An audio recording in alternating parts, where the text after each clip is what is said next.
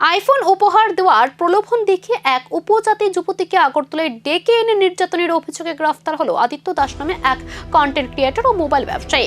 ঘটনাকে কেন্দ্র করে ব্যাপক চাঞ্চল্য ছড়িয়েছে রাজ্য জুড়ে। জানা গেছে, ধলাই জেলার ওই যুবতীর সঙ্গে কিছুদিন আগে ফেসবুকে পরিচয় হয় অভিযুক্ত আদিত্যের।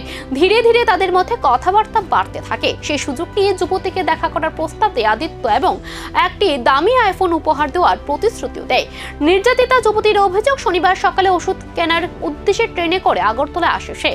বাদারঘাট রেলওয়ে স্টেশনে পৌঁছাতে দামি বাইক নিয়ে সেখানে হাজির হয় অভিযুক্ত। অভিযোগ আরও, হোটেল থেকে বের হওয়ার সময় যুবতীর মোবাইল ফোন নিজের কাছে রেখে দেয় অভিযুক্ত। পরে প্রাণনাশের হুমকি দিয়ে সেখান থেকে পালিয়ে যায় সে। জানা গেছে, অভিযুক্তের বাড়ি কমলপুর এলাকায়। পাশাপাশি সে সামাজিক মাধ্যমে কন্টেন্ট ক্রিয়েটর হিসেবেও পরিচিত। অভিযোগ, থানায় আনার পর নিজের প্রভাব প্রতিপত্তির কথা বলেও পুলিশকে ভয় দেখানোর চেষ্টা করে অভিযুক্ত। পরে শনিবার গভীর রাতে তাকে আমতলী থানার পুলিশের হাতে তুলে দেওয়া হয়। আমতলী থানায় ভারতীয় ন্যায় সংহিতার একাধিক ধারায় মামলা নথিভুক্ত করা হয়েছে। রবিবার ধৃতকে আদালতে প্রেরণ করা হয়েছে বলে জানিয়েছেন আমতলী থানার ওসি ইন্সপেক্টর পরিতোষ দাস। আমরা একটা ওরাল রেকর্ডেড কমপ্লেন গতকাল আমরা পেয়েছি OC West Agartala women PS থেকে। ঘটনাটি হলো একজন মেয়ে, ধলাই ডিস্ট্রিক্টে তার বাড়ি, ট্রাইবেল। সে গতকালকে রেল স্টেশনে আসে।